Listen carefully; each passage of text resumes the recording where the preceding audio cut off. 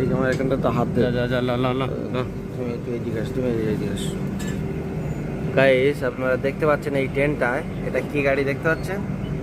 যে বিল্ডিংয়ে যে ঢালাইগুলো, টাটা কোম্পানি, এটা যে বিল্ডিংয়ে ঢালাই করা যে সিমেন্টগুলো এই গাড়ি করে বড় বড় লরি থেকে 10 চাকা 12 চাকা লরি থেকে এই ঢালাইগুলো ঘুরে ঘুরে অটোমেটিক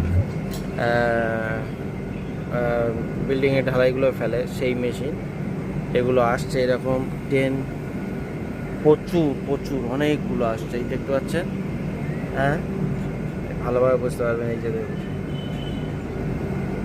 এই যে দূর থেকে যেন লাগবে এই যে পেট্রোলের না তো ডিজেলের না তো গ্যাস ফ্যাস এরকম কিছু একটা হবে। তারপর কাছাকাছি এই যে দেখতে পাচ্ছেন পুরো একদম ঢালাইয়ের পুরো সম্পূর্ণ যে মেশিনগুলো হয়ে থাকে সেই মেশিনগুলো এটা।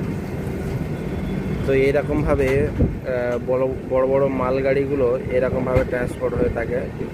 তো এটা আপনাদের একটা ইনফরমেশন তুলে ধরতে পারলাম। কীরকম লাগলো অবশ্যই কমেন্টের মাধ্যমে জানাবেন।